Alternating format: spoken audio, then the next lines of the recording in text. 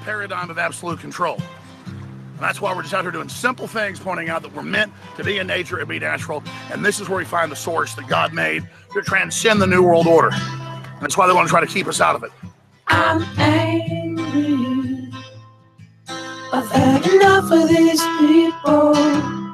They're a bunch of Christian murderers, scum. They're on giant death factories keeping babies alive. They're selling their body parts. What more do you need to know about these people? I go out and face these scum. They literally crawl out from under rocks. They have green looking skin and they run around screaming, we love Satan, we want to eat babies. I have them on video. Hillary's in the creepy, weird, sick stuff, man. She sleeps in the same room with that creepy, weird woman whose mother wears a hood over her head. That woman #1 is ugly. Imagine how bad she smells, man. I'm told her and Obama just stink. Obama and Hillary both smell like sulfur.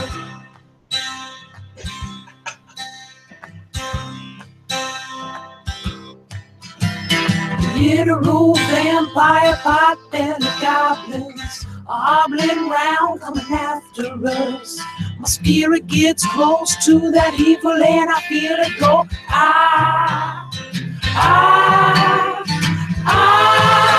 We're such self-centered crap, we don't even notice hell itself rising up against us. Millions of pointed people of the very worst type, and I'm so pissed.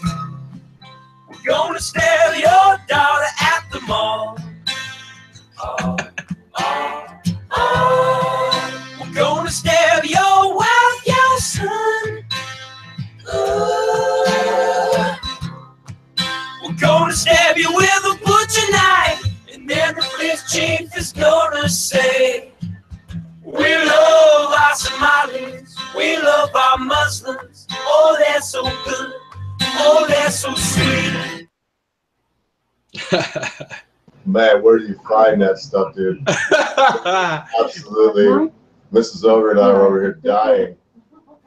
That's a good one, huh?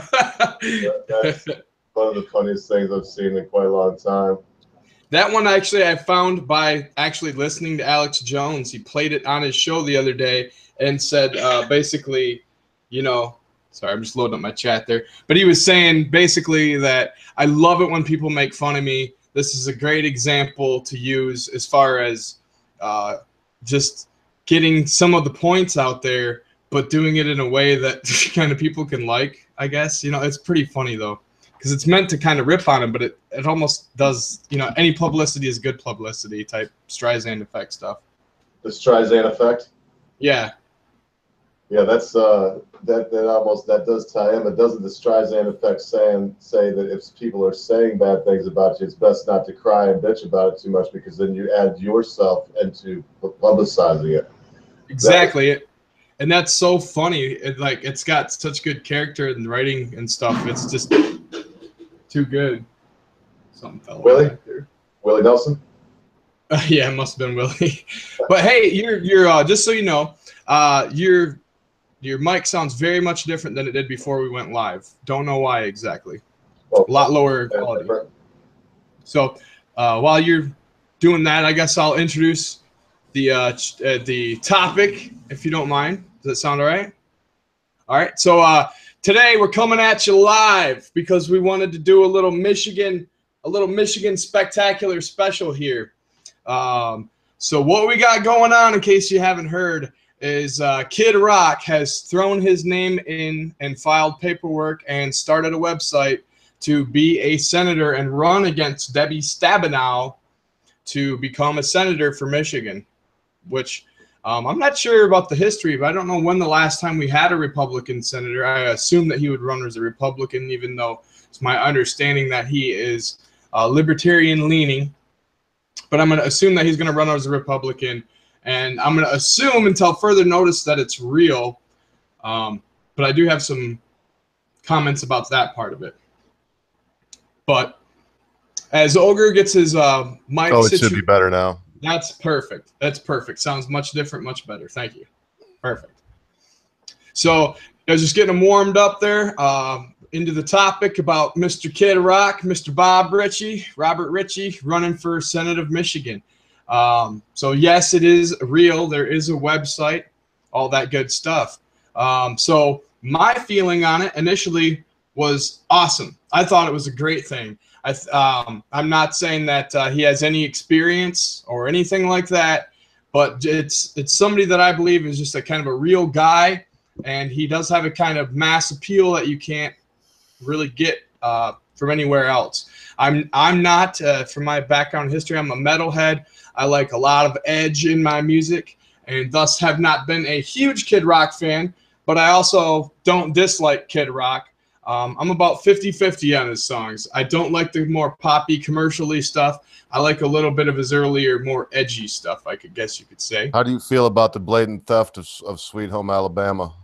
I don't, I don't understand. I guess when you say blatant theft, I would assume that he asked, then paid, and then merged it together. Did he do that? I didn't know. I don't know. I don't imagine that you're not allowed to steal it. I thought it was an under pressure thing, like a Vanilla Ice type under pressure. And no, I changed it a tiny bit, you know, kind of deal. Oh, I don't know. It could be. It could be. I can't tell you one way or the other. I guess I would assume that in the music business these days, to avoid a Vanilla Ice situation, you just pay them, especially when you've got that much money. I'd be interested in hearing the facts on that, though, and I'd be well open to it. That's not one of my favorite songs. Sorry about that. It's nothing to do with the topic either. Oh, but it is, because it's an honesty thing. You know, what do you want to do? Debbie Stabenow is the question here. Pretty much. You're going to ask me, do I want Kid Rock to be a senator representing a great state, the sportsman's paradise, the Great Lakes state of Michigan? I would say no, probably not. But then if you was to ask me, well, would you rather have Debbie Stabenow or that Chris Rock? I would say, Kid Rock. I would say, well, give me Kid Rock.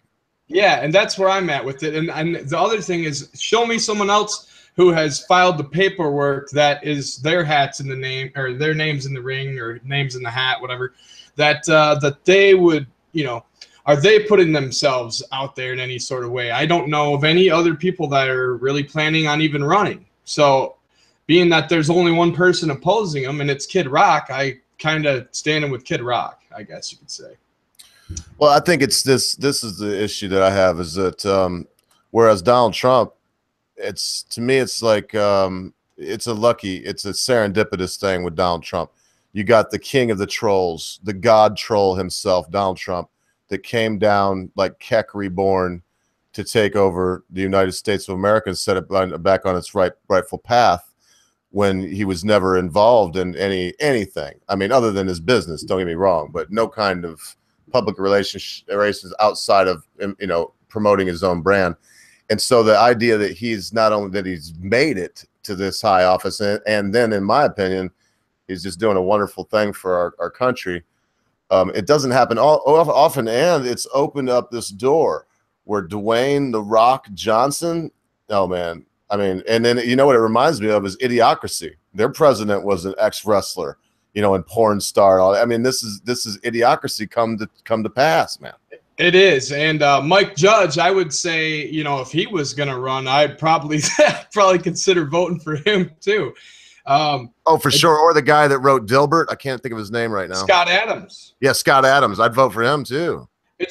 In my opinion, it's becoming a subscriber-centric, follower-centric, name recognition-centric, people that you can just have a little bit of trust or faith in that are decent people, you know, credibility-centric.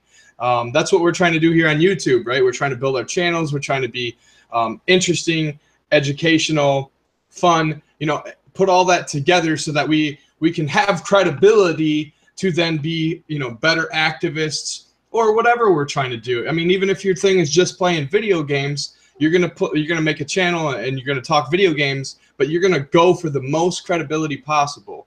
So yeah, Scott Adams, I would entertain any of these people. The Rock, The Rock scares me. I'm going to be blatantly honest here. The Rock scares me as the only person that could potentially take down Trump. I don't see anybody else being able to do it except for him. Yeah, and then he would be president. And then let's face it. Well, because like you're saying, it's a popularity contest, so I can see the same thing. And then, I mean, with all due respect, that would, to me, I'd imagine that would be just an utter train wreck. Yeah, I would think so too. So you got John Cena as the a cabinet member. Fucking oh man! But I'm not going to laugh at the idea either. Like they laughed at Trump because I think it's a viable option. I think that the Democrats with no platform, because they have no platform. They only, that's the last thing, that's the last ditch effort for any sort of credibility, is to try to use somebody like The Rock, in my opinion. I just don't think they can get it done in any other way, except for the Republicans killing themselves like they just did on this healthcare business. Well, what would he run as? The Rock? That would be my question. I think he would run as a Democrat, even though he's supposedly a conservative or whatnot. If he really dislikes Trump, if he really thinks that Trump does a bad job, because I think he's got a little more time to file the paperwork, maybe a year or two down the road, whereas Kid Rock, if he's going to run for Senate in Michigan in 2018, he had to get it done in like this week or something like that. It was like this week, last week, in this last 2-week period, he had to get his paperwork to the FEC. So The Rock has a little bit more time. So maybe if the Trump does really good, maybe he won't run. But if Trump starts going downhill or something, maybe he will. But that's the only Hail Mary pass I can see the Democrats at this point doing, because the Republicans, for the most part, are kicking their ass. And you know me, I'm more of a libertarian at heart. I'm not the consummate Republican, even though I do lean more towards the right, you could say. But I look for the best answers. I watched a thing on Ron Paul talking about Jeff Sessions today, on how bad of a job in certain areas Jeff Sessions is doing, and I have to agree with that. Objectively, we're building our credibility, and we have to be honest. Jeff Sessions is doing a bad job? Where? Well, Jeff Sessions is going asset forfeiture, specifically. Asset forfeiture and... Well, he's a standard cop. He also don't believe in marijuana. Yeah, it's civil asset seizure and civil asset forfeiture should be gone. Yeah. Should be just gone. So there's and I think Jeff Sessions is a fine man. I don't hate Jeff Sessions, but the war on drugs thing is a problem, and it's not being recognized properly. And the civil asset forfeiture and things of that nature, in my opinion, are problems that need to be talked about at least. And I think Ron Paul has a lot of credibility in the area of being a libertarian and standing on grounds of liberty, civil liberties, basically. So yeah, I mean, it's there's a lot of ways to go, and Trump's got to do good. I still think he's doing really well. I don't have any problem really with Trump. A lot of people are starting to, though. I see cracks on the right, but I see a lot of people. I met a guy this weekend I was hanging out with that said, hey, I voted for Hillary, and I just didn't like Trump at all, but now I'm so glad he's our president right now. I mean, that really meant. You got to figure, though, the cracks on the right, and excuse me, for myself, I have problems with things that's going on. Like right now, this healthcare bill was brought about by executive order, and then later the bill was, you can't look at the bill till we pass the bill from what's her name there? I want to say Feinstein, Pelosi, and all this stuff. And now, what he said is, well, I'll have a pen and a phone also. He said repeal and replace. I'll do it by executive order. I understand trying to play the game, but at this point, he needs to sign that out of law through executive order. And I'm with Rand Paul all the way. Me too. No, we don't want it. We don't want the watered down version either. Nope, I don't want it either. But I would disagree with the executive order. I say just repeal it. I say go out there and put a list. Here's the people that did us in. List them. And I guess let's vote them out. Let's get them out of there, whatever it takes to do it. Let's lynch them. I don't want to do that. I thought we were spitballing here. No, I mean, we're not going to go bam by any means necessary, I guess, by any legal and lawful and. I was just spitballing. Just throwing out brainstorming. Yeah. I just brainstorming. Yeah, just tossing out little nuggets here. Because we could also just cut their pay and say, look, if you're a senator or a congressman, you're now doing it for free out of the goodness of your heart. You're a statesman. That'd be a good idea. In fact, what we should do is charge them, I don't know, $500,000 a year to be in that office. Yeah, but they would have to vote for that, and they'd never do it, which would be the Then we hang a couple of them. Then we don't have to lynch them all, but we hang a couple, and then we put signs on them like this. I'm like, look here, you politicians, this is what's going to happen. Vote now. Yeah. No, I don't know. I'm just spitballing. I know. But here's something we can do. We're down to talking about Kid Rock for Senate, so I think I can come up with any idea at this point. Yeah, well, we should definitely try to recall Paul Ryan. I mean, I don't live in Wisconsin. We don't live in Wisconsin, but we are close to Wisconsin. Thank goodness that I live in Wisconsin. What a shit. Beer and Harley Davidson, the only thing good ever came out of it was. Why do you know what? Why all the bird and cheese? You know why the birds fly upside down over Wisconsin? There's nothing there worth shitting on. Oh, that's good stuff. Especially the Green Bay Packers, right? Go Lions! Go Lions! I'm gonna troll. I'm gonna troll there. Mercy. That's true. It's so true. I gotta admit, though, I do like Wisconsin. The few times I've been there, I've had a wonderful time in Wisconsin. So I'm not gonna disparage them too much, but I will say loved it too when I was leaving and coming back to Michigan. So I will say, though, that we need to get Paul Ryan's ass recalled. We need to activize on the internet and find people in Wisconsin and support them and make alliances with them. And we need to figure out how to recall Paul Ryan. And if we can't do that, then we find whoever that guy that ran against him that I supported, who was a Harley riding conservative guy, and get him and primary Ryan out for the midterm 18. We've got to start getting hardcore on the activism, or I am anyways. That's my deal. That's what I'm going to be doing. Because I used to kind of get into that, and I kind of dropped out. I really got depressed by the whole thing back in 2012. I tried to get Ron Paul elected hardcore and failed, and so I kind of just dropped out for a minute. I was burned out on the whole thing. I thought we were just going to hell in a handbasket, and I said, that's what the people want, kind of like the Obamacare thing is now. This is what you want. This is what you get. If you're going to demand that we have this Obamacare disaster nightmare, well, then we're going to have to live with it a while now, because the Republicans are too stupid to be able to figure out how to repeal it, even though 68 times they voted to block, obstruct, stop money going to, all that, all the way through Obama. And then when they have a president and a Senate and the Congress and everything lined up in their favor, they fail to do it. We got to throw their ass out. That's what we got to do. Yeah. But yeah, sorry. So what you're saying is we could start the lynching party with Pelosi, Ryan, and Waters. Well, the theoretical political lynching, I guess you could say. Yeah, well, if we were going to metaphorical lynching, it's not like metaphorically, hang right? Nancy Pelosi We with a rope from a tree and let her die. We disavow political violence. We disavow political violence. We just want your ass stopping and running our lives. That's it. No, it's absolutely not like I want to see Maxine Waters drawn and quartered. I mean, that would anti-Maxine? No, why would you do that? We can't say lynch Maxine Waters because that would be racist. So you have to draw. No, they all got to go, though, bub. They got to go, and it's our job to throw the bums out. And it's, for me, that means supporting Kid Rock until somebody can tell me who else is going to run against Stabenow on, who else is in the name. All I know is Kid Rock and Stabenow, and every time I have written Stabenow several times, every time for audit the Fed, bailouts, several other things. I've written the senator about these issues to get a letter in the mail saying, I'm sorry, but I voted the other way.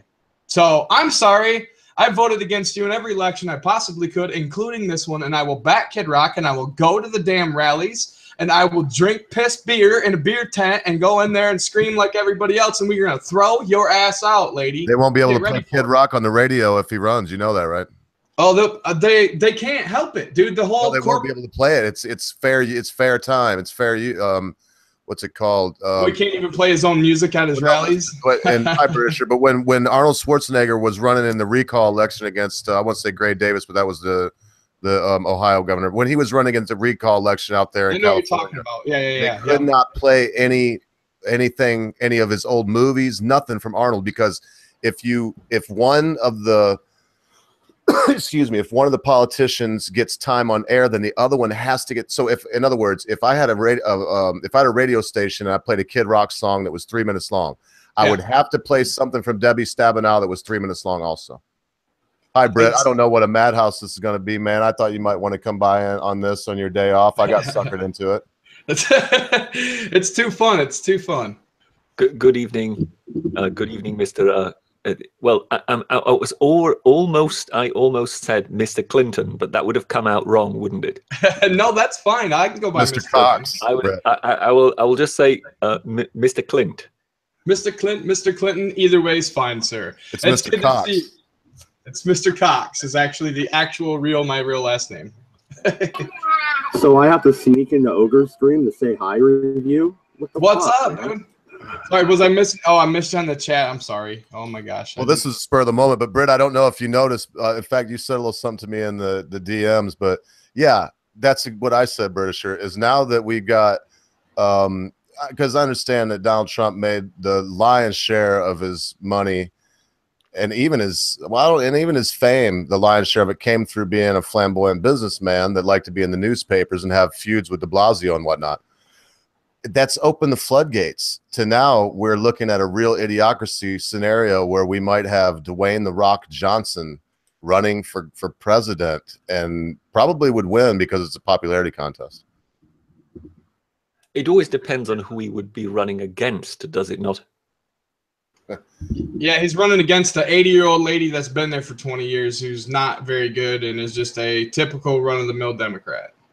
Well, I think what you miss there is what I told the ogre in the direct message, and that is that there's a good chance in that case that he might, as his opponent, face the woman who wants to become the first president of the United States. But it might not be Hillary Clinton. It might be Kim Kardashian. Yeah, I wanted you to say that. Oh, sorry, I was getting mixed up. Kid Rock again. I was talking about Kid Rock was running the 80-year-old lady. Sorry, we're getting our rocks. We're getting our rocks flipped around. Yeah. But it doesn't matter. It's just the way it is. I mean, what if it came to that? What if the primary for the Democrats was Kardashian versus Johnson? You know, for the Democratic nod for presidency. I just retired to Bedlam at that point. Well, I mean, it was already pretty much bedlam with Trump against Hillary Clinton, was it not? Well, Brett, you know how I stand on that. Like I said before on this little thing, I do believe that this was serendipitous. We just happened to get Keck reborn in the form of the God troll Donald Trump that is actually in there doing good things for our country. What does that come at what price at this point? Oh man, it's starting to be a pretty big butcher's bill if you ask me, but it's there. Okay, just to back it up a little bit, when I jumped into the chat, I heard Review the Earth actually say the words, "I like Jeff Sessions." What the fuck do you like about Jeff Sessions? You misheard him. Is that Jeff Sessions in the background? Oh, no. Yeah, sorry, I have children, Britisher. I mean, I know you don't know what those are, but they're these little monsters that run around and eat you out of house and home. He's plagued with them, he is. Okay, so you totally must have missed everything I prefaced that comment with, which was just going back to Ron Paul, the fact that Ron Paul, I was listening to a video today where he was calling out Jeff Sessions. I said I like him as a man. I think he's a good man. I didn't say that I like his policies or anything like that. Okay, fair enough, because I was gonna argue with you fucking all night about that. Well, then, if you're gonna be prepared to do that, then listen. But what do you think about Kid Rock? Give me your opinion on Kid Rock. I heard you pop off on one of the tweets a little bit about it, not too much, but I thought give me your 2 cents. I try to stay out of Michigan politics because I'm an Oregonian, but I do like Kid Rock, and if I lived there, I would vote for him. Sure, that's kind of where we're at. It's more about Stabenow. Stabenow is the real issue, like Ogre was saying. If you only have a choice between Kid Rock and Stabenow, that ain't even a choice, in my opinion. And I don't know who else is running, and there's no name that I'm aware of. And I'd be very interested in hearing about it. I'd be listen. I would, you know, listen to any other opinions, but I don't really see any, and some needs to be done. And I know that would garner a lot of hometown just party sympathy. I mean, these rallies would probably get pretty crazy. Is my review? What's his platform? What's he running for? Like, why is he running? Basically, he's just an honest American that's wants to stick up for the taxpayers. He's kind of a libertarian from my research. His platform hasn't been revealed. He does have a website he released, but he's only released a statement about basically that he's, you know, serious about it and all that, and that's where it is. Now, my only hangback is that if he decides to pull back, and if this is some kind of bullshit publicity stunt, I would be very upset with him for the rest of forever. Didn't he put out a new album? Can I just butt in? Given what you just absolutely. said there, does it mean that he's standing on the Republican ticket? Not necessarily, but I would absolutely assume that's where he's going to end up. Well, Mrs. Ogre, she's a little ways away from the mic. She also wanted to know, along with what ticket he would be on, is what's his intelligence level? It is just mine. I would say he's on the same level of intelligence as me. He's just a normal guy. I wouldn't. I don't down yourself that way, Clint. I wouldn't. Has Mrs. Ogre been watching Yes Minister? No, I don't think so. It just happens. It's pretty much almost a direct reference to something that was said in one of the episodes of the Yes Minister series once, when someone inquired, you know, well, surely this problem should be comprehensible to anyone with an intelligence level of Winnie the Pooh. And someone said, "Oh well, yes, I would guess you're right there." And then he kind of fixes him very firmly and goes, "And your minister has the intelligence level of Winnie the Pooh?" After which there is a long, torturous pause. After which the guy answers, "Well, on his day." But anyway, sorry, no, I detract. Please move on. Oh no, this would be, to me, this would be like, we were talking on one stream, Matt, Brett, and somebody, I'm trying to think of who it was like, said Stephen Fry should run for office, or why hasn't, because it wasn't just Stephen Fry. They were like, well, why hasn't John Cleese run for office? Because they're freaking comedians. Well, that's why. Yeah, I think if you would have someone like Stephen Fry run for office, everything would sound very sophisticated. But at the same time, it would be an absolute social justice love fest. Mr. Britisher, I have a question about the biggest story in the UK. How do you feel about Doctor Who being cast with a woman? Well, I had a good laugh when I heard it. I'm not sure it quite qualifies as the biggest story in the UK, but I myself am not a Doctor Who fan, but I know sort of one or two die-hard Doctor Who fans who are not best pleased. And the only thing I think one can say is that this reflects this sort of quota system that the BBC kind of introduced some time ago, whereby they have to have 50% of the on-screen talent must be women. 8% must be gay. 8% must be... Dude, that's a great point. Cabbage was talking to me about that same thing, not about Doctor Who, but earlier about the BBC having quotas and shit. So yeah, dude, that's what I kind of thought when I heard about it. But I have not heard anyone say anything positive yet, other than the talking heads that the BBC have managed to wheel out for the BBC News, who of course were kind of, you know, hardcore feminists who and I've said it's about time. I've heard the other side of that, though, Britisher, in that it was Mundane Matt, and apparently he's a big Doctor Who fan. And I heard this from more than just him. I think Philip DeFranco hit on it, too. And here's what I heard, and this is talking as a novice Doctor Whoer. Boy, that didn't sound right. But anyway, the Time Lord just needs to be a doctor. And right now, the big thing that they're crying for is a ginger. They really want a ginger. And then so far as that I've seen from actual fans and American fans, they don't give a shit that it's a female. That actually absolutely fits the narrative. I just hope it wasn't forced. The situation is that if you have established something that is as old as Doctor Who, that is running now for 54 years. Yeah. You can't just change it. It's like what some of the comics try to do with some of the superheroes, where Thor suddenly is a woman and things like that. You cannot take something that is firmly established and do something like that. One of the problems the BBC will face with this, of course, is that Doctor Who is pretty much its own remaining, its last remaining successful international franchise. They pretty much managed to wreck everything else or lose everything else. So this is the only thing that they can produce which they can actually get paid for by foreign broadcasters. And Did now you they've ever watch radically changed the formula of it. So like that, you can see how they would suddenly... they are risking a lot of money here for something that actually should have been a safe formula to just continue to produce the same thing. And they're risking this money purely for social justice credits. Now, what was that comment that, because I heard you guys speak about this yesterday on the stream for a little while, and then there was a funny comment somebody left on Ogre's channel. What was that, Ogre? Well, you left it, but somebody was commenting. Well, we were talking during the stream. It was Me Too, one of the Britishers' longtime followers that comes to church pretty often in the after show, you know, when it's off, and he watched it later.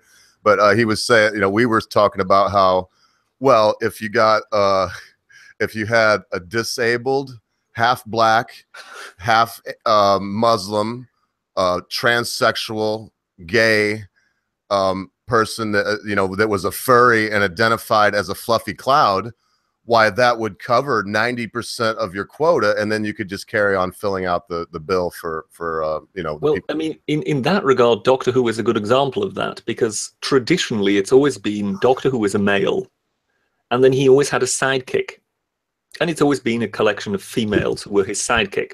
Yes. What happened last year, apparently, was that they introduced his first lesbian sidekick. Oh, Lord. And I believe it was also a lady of mixed race. So again, one went out of one's way to tick boxes. So if it now still remains the same sidekick, there is nothing to say it will, but if it remains the same sidekick, you will now have a woman Doctor Who with a lesbian sidekick. Sweet. Maybe they'll work. Maybe they'll work an episode in where they get freaky, you know? Yeah, that's what I'm talking about. Maybe a good story with some of that going on. Yeah. And let me guess, all the bad guys will be male, right? Right, of course. Of course. I mean, you know, one couldn't have that. Absolutely. But preferably they will be male with loud booming voices, American accents, and kind of strange ginger hair. Not that they will be, of course, making any sort of references or targeting anybody, but I could well imagine that something like that might happen. Yeah, and kind of an orange pallor to their skin. Yes, perhaps a slight orange complexion and very, very pale eyelids. Very Cheeto dust-esque. Oh, mercy. But anyway, sorry, we seem to be drifting onto Doctor Who simply due to my presence, because we were embedded in celebrity culture taking over US politics. Well, so I don't want to completely derail this. Well, here you go. Since it's late there, how about the whole because I can't listen. I call him like I see him. And if I was to see Blair White on the street, I would think it was a girl, so I call her a girl. But Bruce Jenner ain't fooling nobody. I mean, I see that dude, and I'm like, that's freaking Bruce Jenner with long hair and titties. And so anyway, Bruce Jenner is talking about running for congressman. And here you go, Brett. This is a Milo Yiannopoulos situation, with all due respect to Milo, because now you have somebody that is trans, a male trans, but cisgender, according to them, that is a conservative, talking about running. And man, you can't. That's I don't know. That's almost like saying you're an atheist Christian. You can't be all that together. Well, that's a bit like the gay Muslim wedding that was in the media recently, is it? You can't have it. It's like, yeah, or the black white supremacist. Those are some odd optics, aren't they? Looking at that two couple. Not that they're, you know, more power to them, happy for you, whatever. But isn't that just a funny optics on that one? I looked at that and I was like, wow, I never seen that before. Yeah, well, you can't be gay and Muslim according to the Muslims. You know, they're acting like it's all, and again, that's way off track. I guess we got a British guy here. We got to talk about the British stuff, but that's way off track, way off. That them people ain't Muslim, and that's nonsense. It's just something else. If we can just sort of try and bring it back, then, what do you guys think? What do you guys think actually led to America suddenly? Or it's perhaps not quite sudden, but how did this evolution come about that America embraced kind of celebrity culture? Ronald Reagan. I mean, would you say he was the beginning of it? Yeah, oh yeah, absolutely, for sure. He became governor out there. He was the mayor, and that opened up the door for Sonny Bono to be mayor, and for Arnold Jesse Ventura and Arnold Schwarzenegger, and yeah, it's been going on for a long time now. I mean, Al Franken is a senator. Does anybody know who? Well, you know what? It goes back to also to now I'm not going to think of his name. The cowboy that was in World War II, Audie Murphy. He was probably really the first Britisher. I mean, where do you draw the line? Because I mean, you will have already had kind of, you know, generals and astronauts and things like that become congressmen, won't you? Yeah, they shouldn't be, but yes. Yeah, won't that already predate Reagan, really?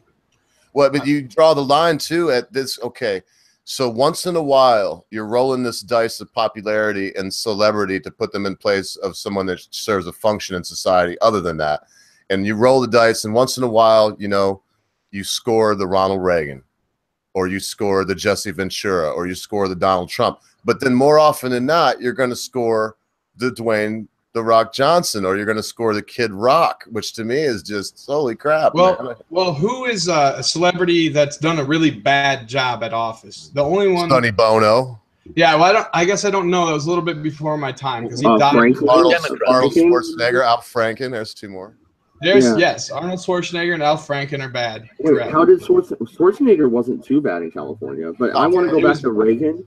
He only did what, 2 movies, and then he was in the Union the whole time, right? Oh man, he did so many movies. He was a spokesman and did a TV show where they played movies. Bedtime for Bonzo. He was in TV shows. He's been in probably 50 movies, bro. He was more or less a B actor. All right, I was born in '84, so I don't really know. I heard mostly that he ran the Union and then moved into political office. Well, that was what he used as his leverage to say, well, I have this managerial experience and I have this political experience because that's an elected position. You know, they elect the SAG president from within them. So they, you know, he used that to. But no, and the one bonus for Reagan was even though he was prolific in the 50s and 60s, by the time he was running for president, yeah, our generation didn't really remember Bedtime for Bonzo or, you know, all of his war movies. I have another question. Okay, so Johnny Depp recently said that he's not an actor, he just tells lies for a living. What does that say about these actors and comedians trying to go into politics? Isn't that a natural fit for them? I mean, they're just liars for a living, right? You take that. Well, were you perhaps a Roman in a previous life? Because the ancients basically regarded actors as little more than prostitutes, because they've effectively said that the entire essence of what they do is lying. They pretend. But then again, I think by now we've all become cynical enough to realize that politics as such is anyway full of liars anyway, is it not? Yeah, load of laurel wreaths. Well, yeah, that would be why I said, isn't it a natural fit? You know what I mean? Like, they're just going from one acting job to another, correct? Yes, yeah. I mean, particularly when it comes to politicians having to pretend that they agree with something. So let us assume for a moment that, you know, Hillary Clinton wants to do something, and then a Democrat congressman is asked about that plan, or Donald Trump proposes something and a Republican senator is asked about that plan. Even if both of them actually think that it's the worst plan they've ever heard of, they will not say so, will they? Because it wouldn't be politic. Oh yeah, no, and even my favorite politician, or they will kind of try and fudge and get out of it.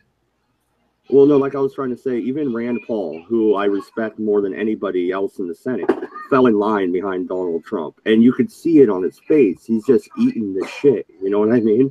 Like, he doesn't want to say a word of this, but he wants a political future. So he sucks it up and takes it up the ass. Man, I disagree with you there. Because I think Rand Paul's consistently done the right thing. I think that you have to work together, and that's what he's doing. I think he sucked it up and took it up the ass. He didn't want Donald Trump at all. I really got to ask how he did that, because he's totally voting no. Where do you see that, though, Mad Dodge, if I can ask? I only saw that in the election. See, now that the election is over, his political career is secured, and now he's going right back to him. That's why I respect him. He is majority himself. But at that moment, you could see it in his eyes. He was just sucking it up, man. When he said, I back Donald Trump, he didn't want to, man. He didn't want to endorse him. You know what'll be next, Britt? It'll be Lord Dodd for member of parliament. I think even Ken Dodd might have conceded by now that his time may have passed. Oh, he's not that old. Look at these politicians we got over here. We got 70-year-old Donald Trump running against 69-year-old Hillary Clinton. They're both trying to act like they're in touch with the youth. It's so strong and vibrant. Dude, McCain, won't he be like 90 if he finishes his term? I mean, well, he'll be 86. He's 80. He's I must ask. I must ask, because this seems to be kind of a Republican thing. The kind of Bash McCain phenomenon. What is it that you don't like about John McCain? How much time you got? He's a Republican. How much time you got, Brett? Well, for number one, there's what happened with a lot of the pilots is they would be tortured and whatnot, and then they would end up going on to the radio and they would give these confessions and say these things. Well, John McCain wasn't even tortured at the time, and he like played to their side of it. And then, of course, even though he did that, then they ended up breaking his freaking arms and all this stuff anyway, breaking his thumbs and all this stuff anyway. But the way it went down, we know, man, we have the recordings of the way that he turned. And then now, the biggest problem with him now, Britt, is I'm not Republican. But at this point, the ideals of the Republican Party are what they should be, what they say they stand for, lines up with me. When I look at John McCain, no, sir. He is a rhino to the core. He is a Democrat. He's beyond a Democrat. You talk about collusion. They had that thing where the comedians called him up and pretended to be a Russian diplomat, and he was just asking them, well, yeah, we can give you arms deals and stuff if you give us dirt on Trump and keep him from it. That's all out and true. He's a piece of I forgot, I'm not supposed to say that. He's not a very nice gentleman. Yeah, no, so go ahead, please. Oh, same thing. Couldn't have said it better. I've voted for him in 2008 in my first presidential election and never got the filth off of me from doing that. He disappointed me time and time again. He's no friend of liberty. I was for Obama that time. Yeah. And so I just wasn't. I thought I could see what Obama was, where that was going. I really stood with Ron Paul. I supported Ron Paul. Of course, he lost in the primary, so where you go. I mean, look at his running mate. You got McCain over here, who is so out of touch with just reality that he gets Sarah Palin, and Sarah Palin ruined herself for this. She quit being the governor of Alaska for nothing. I mean, and then okay, she's kind of good looking, but then eventually she has to talk. And as soon as she said anything to McCain, I don't care who was telling him to get, if he had half a brain, it'd have been like, no, the swimsuit cheesecake girl there. No, that's not, no. You know what? Yeah. I think if McCain would have pulled in Ron Paul as his running mate, he might have won. Oh, thank the Lord he didn't, though. And Ron Paul, I don't think would have. Never. Ron would have never signed up for that. But, there's always a chance McCain could have died. I mean, well, always getting lucky. He's such a jerk. And then he plays these cards like this, Britisher. This is why he's hung around so long. So now they're trying to save face for Trump with this whole it's going to be elected. In fact, they're all trying to save face for themselves. They said they were going to do this vote before the recess. And now suddenly McCain has a boo-boo. And I avoided talking about it yesterday, but it's like, what? You got a hematoma above your eye and you need surgery, old man. Just how about this? Quit. Just resign. Just go away. Was that the equivalent? Was that the equivalent of the Brexit flu? Exactly. Yeah. Oh, yes. Over here, I don't know if you heard about that. There's this politician, Diane Abbott, and when they had a vote on Brexit, funnily enough, when she was supposed to go through the division to vote, she started feeling suddenly unwell and needed to go home. Of course. The next day, the newspapers were all basically saying it was the Brexit flu. Yeah. Oh, McCain's got the Brexit flu bad. He's called Rand Paul a Russian that works for Vladimir Putin. Oh my God! Wait a minute! Stop! I gotta stop you right there. Isn't that the funniest shit you ever heard? The same man who stood for 18 hours arguing against drone strikes and NSA surveillance is a Russian agent.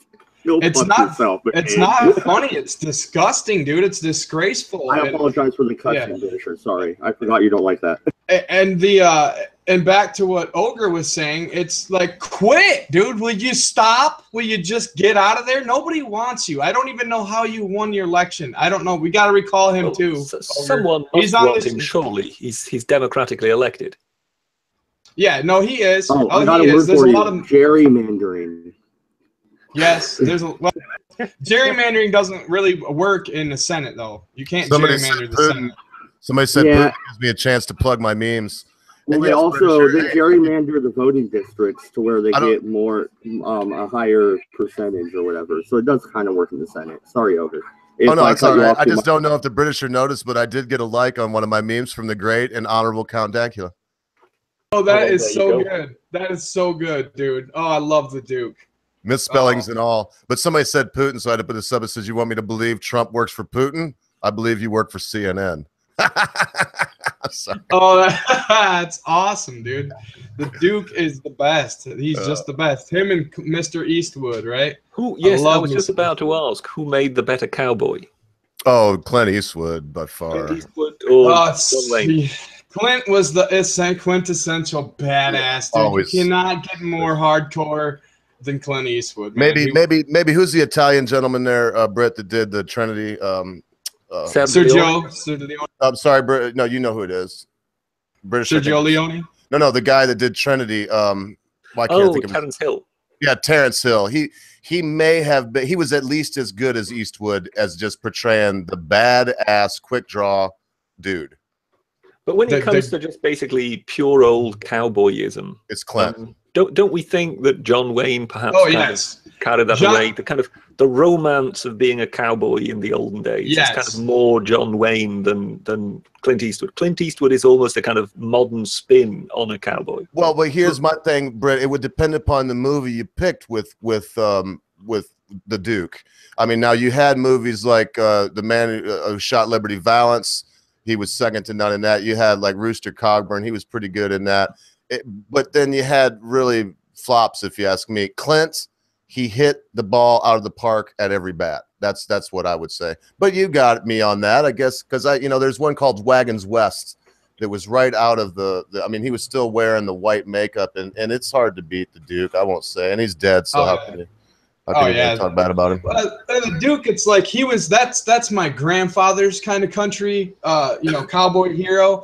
Where Clint was like the next generation. That was my father's country. Well, and unlike Clint Eastwood, because even though Clint says some things, in fact, I agree with everything he says, but why don't he shut the fuck up with the rest of them? One thing I liked about the Duke is if you watch some of his old interviews, they'd always try to ask him something about, drinking or smoking and how that, something about politics or life, or he always said the same thing. Hey, I'm the Duke. You want to talk about Westerns or want to talk about my boats or my horses, that's fine, but I ain't talking to you about politics. And that's what I did love about the man. The only thing I can really say about the Duke is how awesome would it be to meet fucking Wyatt Earp. And he actually sat down and met Wyatt Earp multiple times. That's just awesome. Yeah, that's cool. That is cool. Yeah, the Duke was like Did he kind of walk into the room, shake his hand and go, Mr. Wyatt Earp, I presume? I believe that is the story, kind of. Like, I don't know. They sat down for a movie, I think, John Wayne was doing on him. And he kind of modeled his character after Wyatt Earp for the rest of his career, really. Well, he had that strange walk, didn't he, that he put on? He hurt himself in football. That wasn't a put on, Brett. That's how he walked. Oh, okay. He had a bum knee, and he parlayed that into that swagger, that John Wayne swagger. And also, I think everybody knows he was near 6'6". He was just a big dude at a time when there wasn't many. There's not many people 6'6" now, but then it was even more rare. And I mean, he did have that presence. Oh yeah, it was Lee Marvin, and it played Liberty Valance, wasn't it? Oh yeah, he did a hell of a job. He must have been roughly the same size and height as him. Well, not quite size, but the height was there, yeah. Because the two of them kind of towered over everybody else in that movie. Sure did. Boy, that was great. I tell you, if you don't like that movie, I just like the theater of it, and the list of actors in that is second to none. With something else. Wow, that's probably off topic, but I am very happy for the topic we're talking about. That, like I said, you know, you didn't used to have this mixture. It was considered bad form to be a celebrity and then to start using that platform to start spewing and spouting off about what you think everybody should be doing. And we're getting so far away from that now, I mean, come on, I'm just going to be blunt, Clint. Kid Rock, just freaking shoot me now. Yeah, it's fine. It's all good. See, I love it when they talk shit. Or sorry, when they talk, you know, I don't care if it's Johnny Depp. I don't care if it's Kathy Griffin. I love it. I love the First Amendment. I love free speech. I love when they talk. If they look stupid in front of everybody, so what? They look stupid in front of everybody. They'll have that against them. They'll lose credibility, like I was talking about. But I've watched Kid Rock for a long time, and I've never heard him say anything in the realm of politics. He's never been hardcore on politics, but what he says is little nuggets that he drops along the way. I've never, ever found myself in disagreement with. You know what really pisses me off about Donald Trump getting elected president? Here you go. I'll tell you my biggest beef with the whole deal. It ruined the show House of Cards. They had to rewrite the last season because they didn't, you know, and it ruined that show. And you know, that would have been one upside to him not winning. That show would have been much better. Okay, though, Clint, I got something though. I could already see the campaign ad, right? The campaign ad for Kid Rock. They start playing that old song, you know, 8 ball side pocket, 8 ball in my jacket. Do you want a crackhead as senator? Bam, dude! I already got the hit pieces. I don't care, and I don't believe that he's talking about crack either. That's just my opinion. Well, he's talking about he's talking about dope. What, an 8 ball of what? An 8 ball of flowers? Yeah, dude. He's talking about dope. Dope is one thing, crack's another. I guess. In my you maybe had an 8 ball of cocaine. Can I sort of bowl this your way, and we'll see what you make of this? Sure, absolutely. Is perhaps the problem at the root of this that now celebrities can come in who have absolutely no track record on politics because the nation is so polarized? So effectively, if someone arrives and stands on the Republican ticket, a great many Republicans will just back them no matter what. And the same on the Democrat side. The polarization in politics may lead to the fact that effectively the public is becoming less discerning when it comes to their politicians. Because as long as they're wearing the right rosette, they are acceptable to them. I don't see it so much as a celebrity. I just see it as audience and credibility. I believe Kid Rock has a vast audience, and I personally think he has a lot of credibility. And this goes from a person who does not totally enjoy his music. I can kind of hear it in the periphery. If I'm at a tavern and it's playing in the background, I can pseudo enjoy it, but I'm not into it. I'm not into Kid Rock, but I just kind of like his attitude. I like his swagger, and that's oh yeah, it was great. It was great when him and Jesse James rode through Mexico and Kid Rock was drinking whiskey and beer while riding his motorcycle across Mexico because, and I quote, because they won't do shit to me here about it. He did a whole special with him. You know, I mean, probably people have seen it on this panel, but he did a whole special with Jesse James, who my wife and I have met, by the way. And he's cool.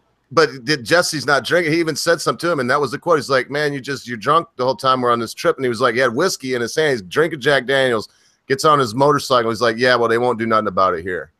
I was like, yeah, that's going to get him elected. And all I could say is, kid, look, I'm sure there's some rapper or whatever that would make a wonderful politician. It's not. And Stabenow, I mean, the more I talk to you about it, Clint, you're going to hate me for this, but the more I would just not vote, man, because Debbie Stabenow sucks. I live in Michigan. She shouldn't be there. She's old. She sucks. She sucks. She sucks. But Kid Rock, I mean, if this is what it's coming to, I'll say it again. I just want to retire to Bedlam and be left alone. No, well, I'm down with it, and that's where I'm at with it. I'm putting my credibility on the line, right? I'm willing to do that. Like, I'm willing to at this point support it because I don't see anybody else worth supporting. I do not like Stabenow. I've written my senator many a time and gotten unacceptable answers in my viewpoint. So I'm on board as of now. If a better candidate comes along, or a really strong, and it has to be a really strong, serious libertarian candidate, I understand that reality is malleable, and that given further information, my views on this may change. But as it stands today, I see Kid Rock versus Stabenow, and I know which one I'm going to have the better time with, and I'm going to go with Kid Rock. Now, will that lead somewhere? I don't know. But even if he's bad, at least it'll be a doorstop. At least nothing will be getting done with him, I feel. And just like even if Trump is bad, it's a doorstop. It's not Hillary. It's not Stabenow. We can then look, as I'm looking right now, I see Gary Peters. He's not going to be up for re-election for another 5 years. So that's why he's running against Stabenow. She's been in since 2001. Her cycle's coming up. She's going to be up for election right now. But here's the thing. The only thing that takes me this way is both Peters and Stabenow. Stabenow and Peters. That kind of sounds like a spoof, doesn't it? You're gonna anyway. I'm not gonna go off on the semantic jokes with that one. Stabenow and Peters now, but they're both Democrats. They're both Democrats. So yeah, it is a ding dong in it. So at least if Kid Rock was in there, I know he's not going to run as a Democrat. So at least we would have, like you said, we'd have a moron in there that danced like a monkey and just basically did whatever the whip told him to do. Whatever the whip said vote, he would just go yes sir and vote that way. Yeah, and if he sucks, we'll vote him out in 6 years. How is that, Britisher? You were getting on me yesterday because, and rightfully so, because I was heavily playing the devil's advocate and trying to bring a good show to the people when I felt about half like crap, and I know you didn't feel good either. But how do you like that? That now I'm at the point where I really have to look at it that, okay, at least this person is a useful idiot. That's what politics have come to. It's better than a useless idiot. Well, yes, but I mean, one isn't voting to get something done. One is voting so that the other side doesn't get to do anything. Wait a minute, though. Wait, I would throw something in there. We're voting so nothing will get done. They've done enough. No more new laws. Let's start taking some shit away. They've done enough. Yeah, what happened to Trump's promise? What happened to his promise about taking a law? Or wait, maybe that wasn't Trump. Man, who was that said for every law they were going to be passed, they wanted 2 off the books? He did. He said I like that, but I think that was... It was Trump. It was regulations, though. It was regulations, not law. Right, it was regulations. But it should be law. We got so many laws, man. For every law they pass... He would have had to pass a law to make sure that that happened, wouldn't he? And then take 2 off the books because they passed that law, yes. Well, damn it, he wouldn't be the one passing the regulations, but he would have to pass a law so that no regulation could be introduced. And I'm assuming that such a law has not been passed. No. At the executive level, at the executive EPA guidance level, that kind of level, the executive can write executive orders, to my knowledge, that are legitimate, not like the BS executive orders, a lot of them that Obama did, but the actual ones that you're supposed to do can be set in stone that way. And I did hear that, and that may actually be in effect right now, that if they want to pass one... I recall at least one executive order that I believe that you might also deem BS that Trump signed. Probably. I don't agree with executive orders for the most part. Wasn't there one where he was surrounded by lots of ladies and he had signed some kind of executive order that it kind of showed his support for more women in business or high levels of business or something like that? Yes, and that is one thing I oppose. I don't agree with that. So we do therefore agree the man is fallible, not just orange. fallible. Oh, absolutely. I never said he was infallible. He's not only fallible. If he don't start doing the things that Mrs. Ogre and I voted for, I can't speak for her. She'll vote for who she wants to, but I have a feeling that if he don't, we were so giddy as we were voting, thinking about we would not be she wouldn't pay taxes anymore, according to what he said. We wouldn't have fallen in that. Her check would have been untouched, and she works very hard for her money. And so if he doesn't if he doesn't move on some specific things, and for me, it's healthcare and taxes. If you don't do something in that direction, I won't vote for him. I'll vote for Gary Johnson or somebody. I'll vote for daggone, what's her name, Holly Seelger. Yeah, and that's pretty much the consensus that I'm seeing. Heart. Well, Scott Pressler, I was just gonna. You know what's funny? You said him because I was just typing his name in. I'm gonna send him a link to this. I doubt he'll swing by, but we got to get Scott on. I canceled Monday because I just couldn't get a hold of the Church of Keck. So next Monday, we're gonna have the academic agent on, and so you and I don't know. I might not do anything Friday to prepare for that. Definitely not going to do anything Monday day because I got to get up on some British. Anyway, that's off topic. But I'm going to try to see. I'm just going to send this to Scott and see if he'll swing by. Yeah, and I wanted to touch on this real quick, and this is going back a little bit, but to the Britisher and Mad Dodge, we both the Britisher saying, well, when you elect somebody, don't you elect them to go do business to get things done? I don't. That's me personally. I don't. I elect them to be free. I want to be a free human being. That's why I put them there. I don't want them to go do business. I mean, I want them to less taxes, the better. Less government regulations, the better. Because I want to live as free as possible. And that's my thing. I believe that the government's not there to do for us or to provide for us. They are there for one specific main top reason, to keep us free. And I know that Mad Dodge probably go for it. I agree with that completely, but I want to say what I want is an amendment for the line item veto for the president. The Confederate Constitution had it, and it's a great thing. You can go through the bill and cut all the pork belly spending, and you can just say, because they throw all that into the veteran bill. They're like, hey, if you want to give the veterans money, we need money for this state and this state and this state. No, cut all that out and just put money for the VA and stuff. The line item veto. Hey, Ogre. That's what Ogre screen sharing. Just I didn't know if you wanted to or not. No, yeah, I am. I was just doing just. Oh, cool. Sorry. I was just showing that I sent this to Scott Presser. I sent him this thing that said, what we're doing, and I sent him a DM. I'm not going to show, but maybe I can weasel him in here. You never know. Yeah, you spelled my name wrong, but that's hilarious though. Yeah, I didn't think it was. I thought it made it funnier though. No, it is. It's hilarious. Some of my spelling mistakes, pretty sure, are intentional, but not many. That one's good. Did you see the meme I did? And Britt, you're so kind, Britt, but I thought you did it intentionally out in the public because I wasn't sure you were altogether stoked about some of my memes. I was actually kind of laboring my way back home, and at the moment my legs are still somewhat leaden. And I saw this, and I thought, I'll just DM him and tell him you got the spelling wrong. And I didn't realize that it was actually a tweet you'd sent me, and I was actually tweeting a reply. Yeah, I noticed not a whole lot of likes on those from my friend the Britisher. In fact, I've noticed none. Yeah, well, it's like the same thing with my Kid Rock tweets. I've been busting off. I'm not getting much love on them either. So. Now, I would spell thirsty that way every day of the week, even though you told me. I think it's got an I in it, but where does that go? THIRSTY?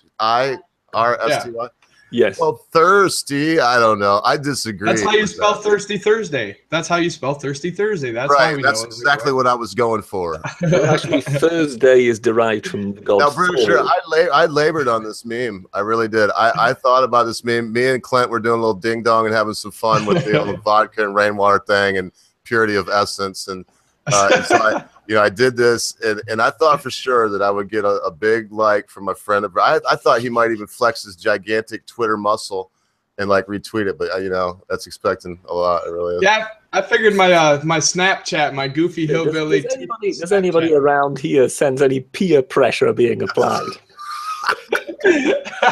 You don't like my tweets,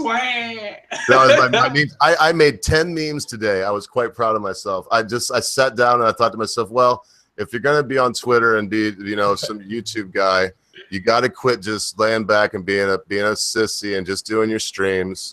I promised the Britisher now for over 2 months that I was going to sit down and actually write a script on something and do it. I've never done that so far on this platform, and do a proper, actually, not just hit the record button and the first thing that comes to the top of my head.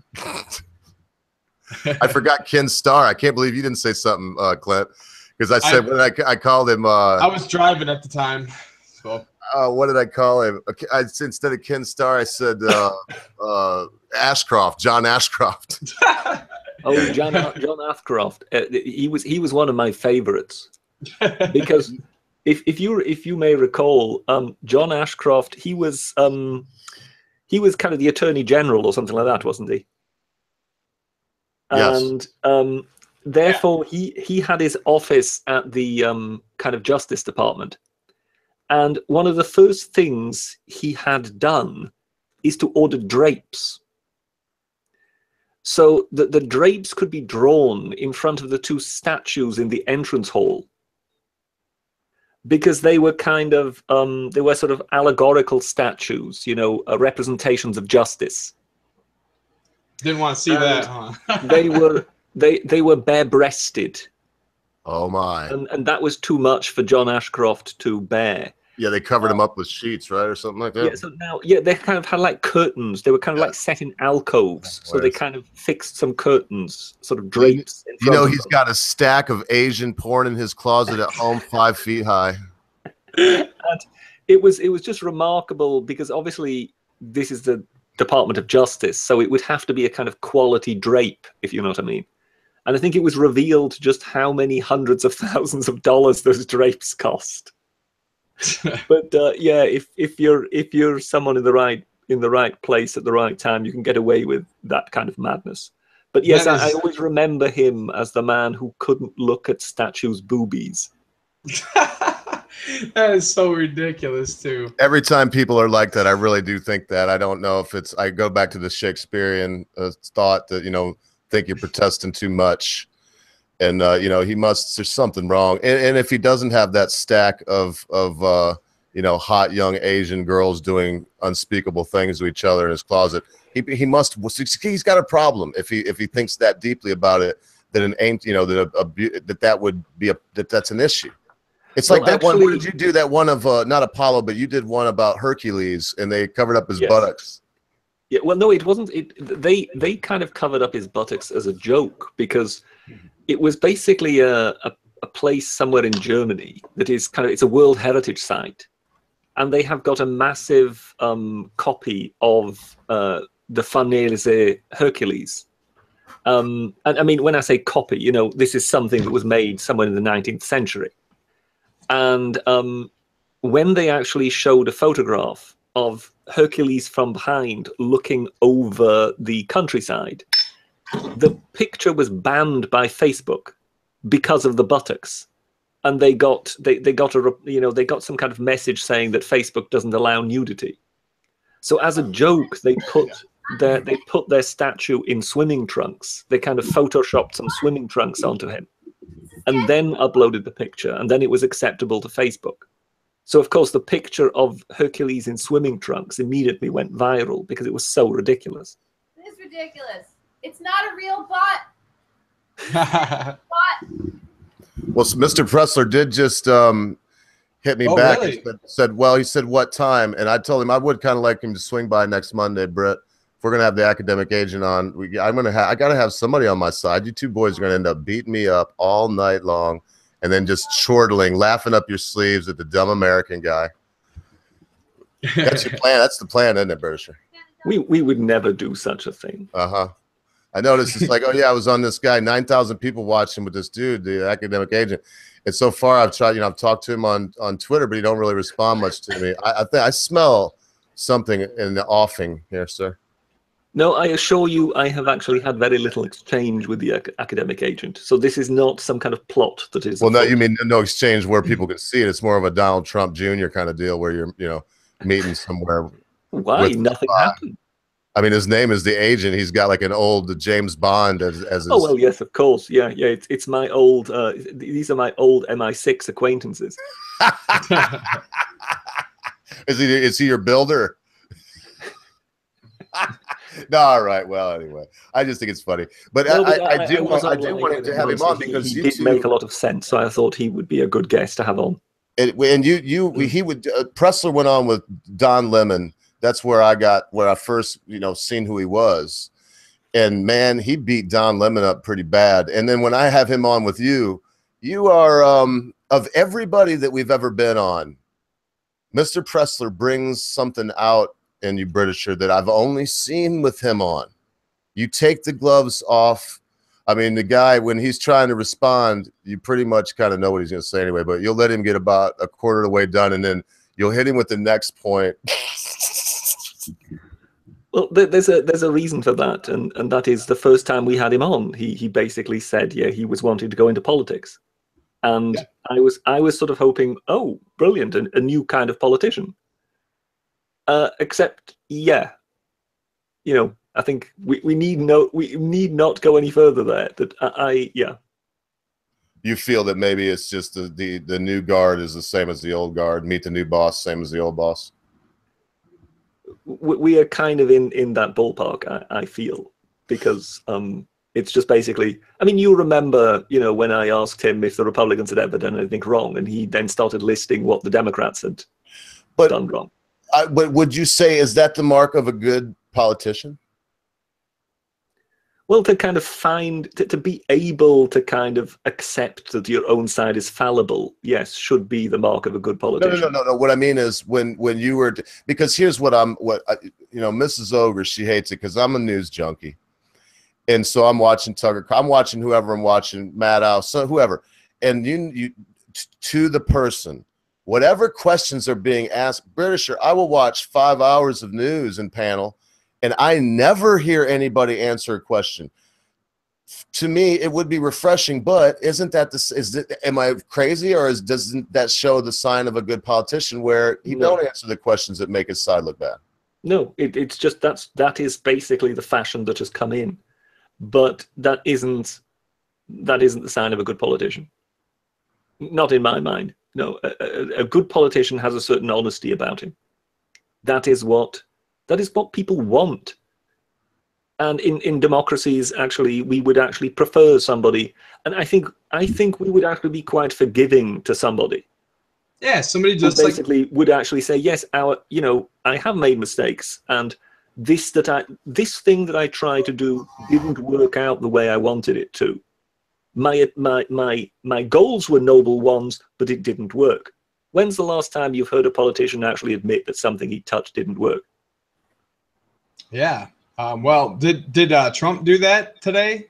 I wasn't sure. I've heard a lot of babbling going on today. I heard some ding donging on my sources. I had a conversation with the ogre on direct message about that very thing, where I kind of asked him a few things, because I'm not quite up on American politics as you people are, and it just seemed to me that he was trying to kind of lay this in the ballpark of the Democrats, as in it's their fault. The Republicans, I think he said, I don't own this. The Republican Party doesn't own this. Yeah, I haven't heard his. They've got the majority in both the House of Representatives and the Senate. Correct. Okay, how can it be the mistake of the Democrats if they have the majority and they've not been able to get their own legislation through? Well, no, just a second. You were just talking about that. I just saw a tweet. Donald Trump, the real Donald Trump, it was 9 hours ago. The Senate must go to a 51-vote majority instead of the current 60 votes. Even parts of full repeal need 60. 8 Dems control Senate. Crazy. Yeah, dude. It's called a gridlock. That's why we have branches of government, fucker. Oh, sorry. Well, sorry. Bad. Sorry. Well, y'all want the good news or the bad news? Oh, like, that just makes me mad, though. You got to know the government. Give us the bad news. Well, there ain't no bad news. Scott, he can't make it today. So I guess if anything, that's the bad news.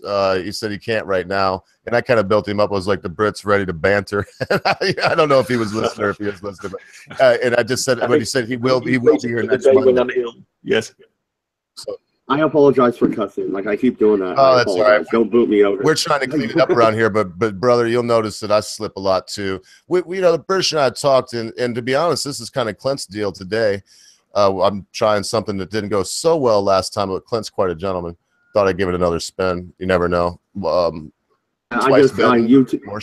even told me that you're trying to clean it up on your channel, so I don't care about cussing on my channel. So I go so far as to because it's being brought to my attention by actually 2 or 3 people that it's not really. I mean, if you're gonna make an argument about something, going to saying a person is garbage or they going to attack ad hominem is never a good thing, and it really.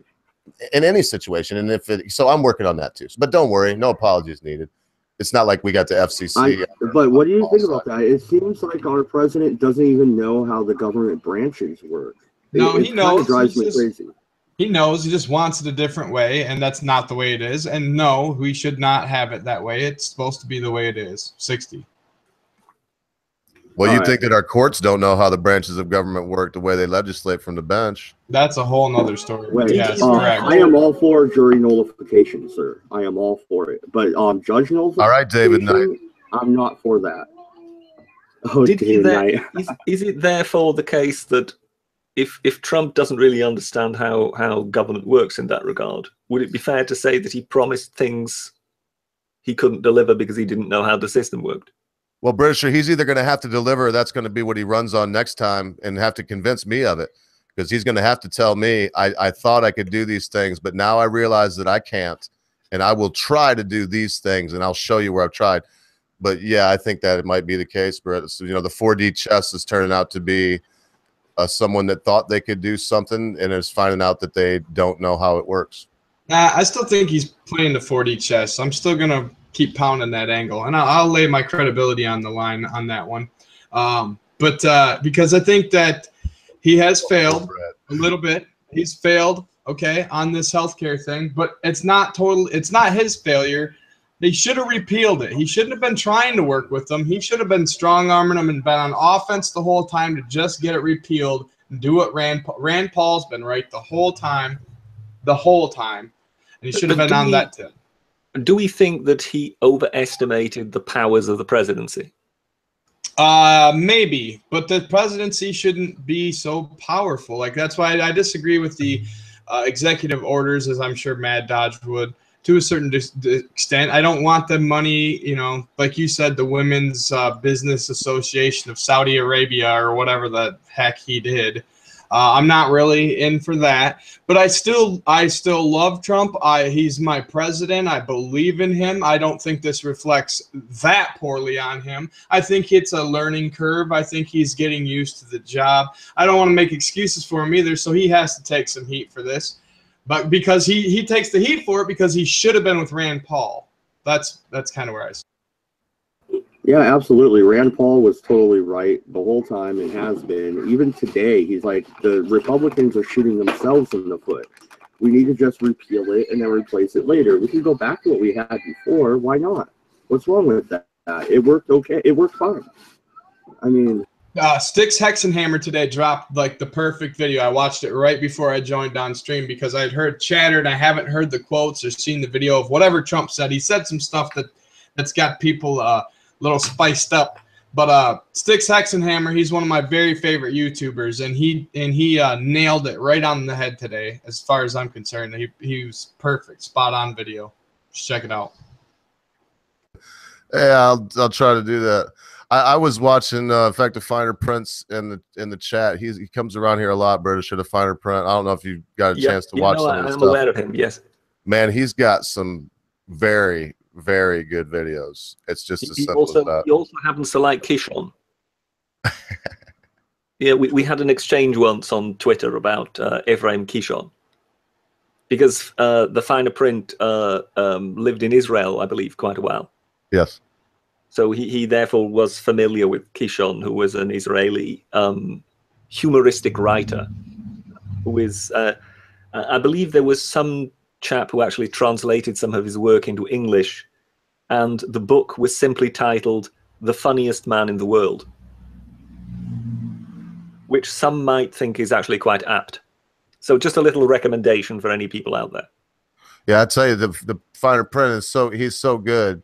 He has not that many subscribers, under 400 subscribers, 372, but his videos routinely get at least half of his subscribership. I mean, he's got a lot with 460. He has this one that he just did. The Antifa punches back one. Right, 934 views on this little channel, and it's because he's really good. The fact he did a collaboration with the white YouTuber who is a collab whore, and it only got 103 views. That one, the racist race car. I mean, you can see the red bars here. I've watched them all.